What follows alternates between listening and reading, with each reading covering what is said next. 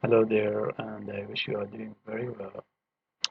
Actually, last week we have gone through this RL, and I think the idea of RL is a little bit confusing since it is more to be mathematical, and these kind of slides are not really efficient to explain the idea because the idea is very deep.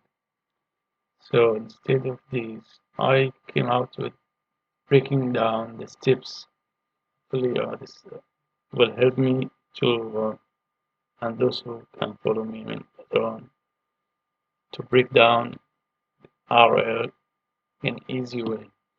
So starting with philosophy, just thinking about this kind of creature which can be learned very fast, like this kind of little baby giraffe. It can stand up in like half an hour from the bird.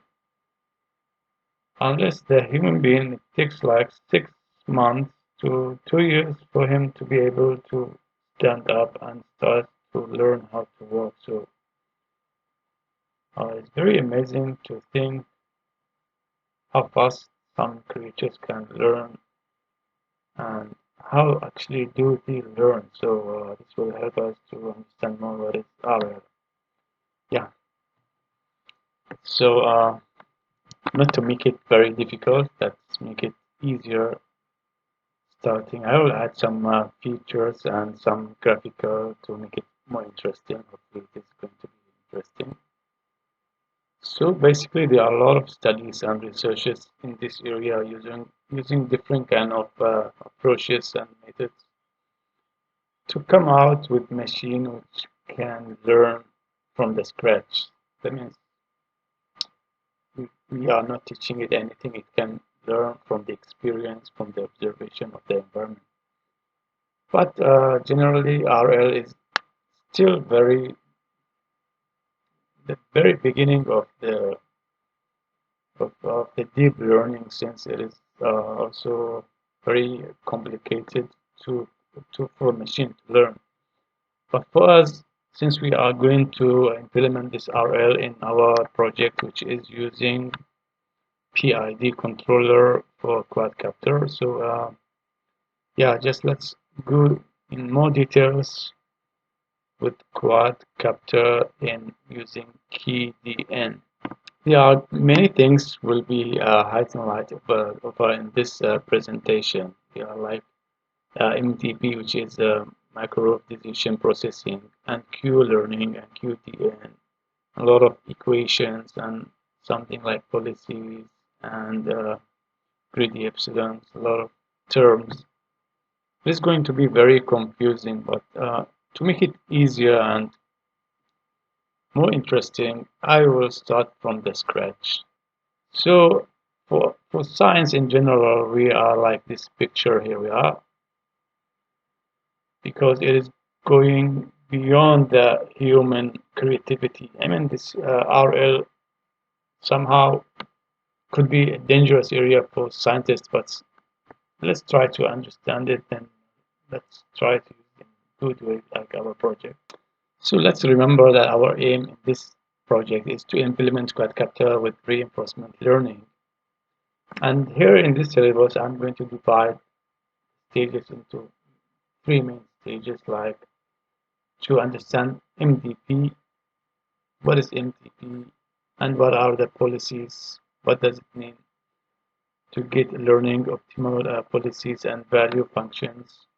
And then we will try to understand Q learning and DQN and how to implement it in with the quadcopter to get smart machine which can learn from the observation.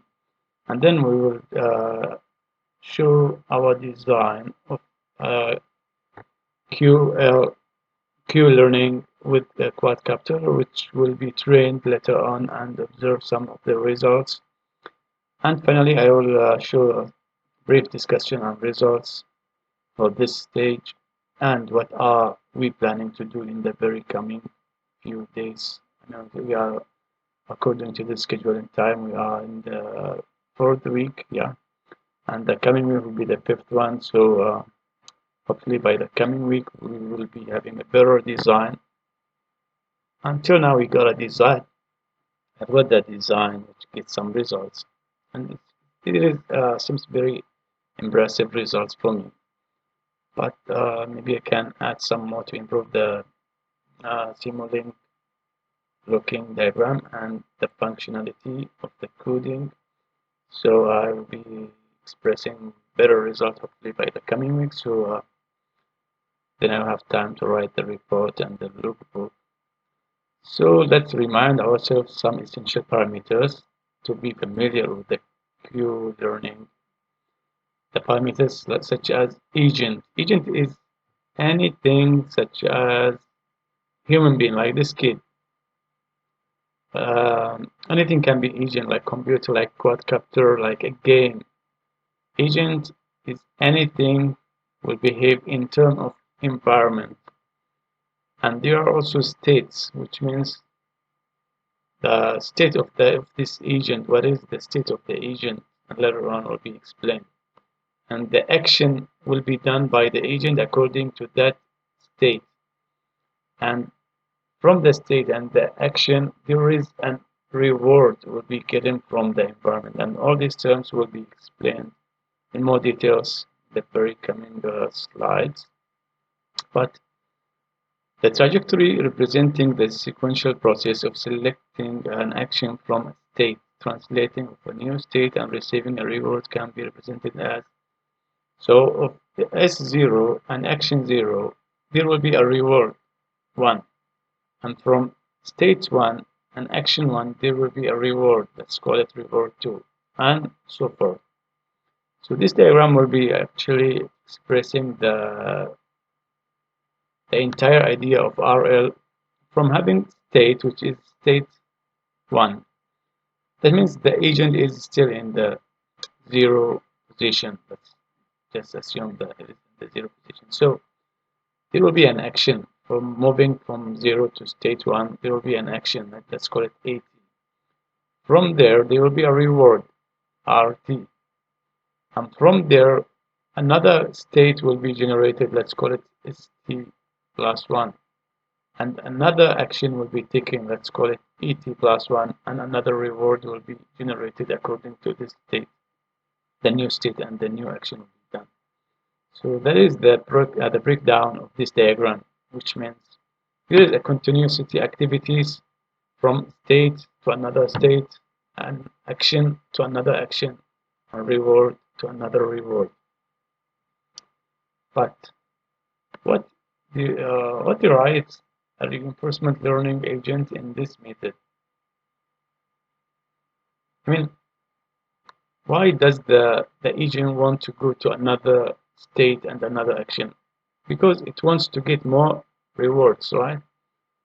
So for example, if we play Super Mario game, you want to get more coins and you want to go higher level, so that makes it maybe it makes some sense.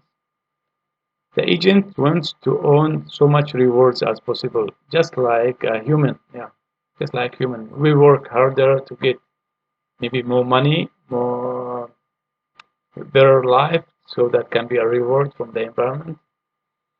So, but for agents, what does the expected return mean? The expected return for this agent will be introduced in concept called expected return for the reward at a given time step. For now, we can think of the return simply as the summation of the rewards. Mathematical expression can be GT equal the rewards, the summation of rewards, reward 1, reward 2, and reward 3, and so forth. But is it going to be infinity? I mean, if we just think about it, there is always be like infinity of getting rewards. So there is always a limitations.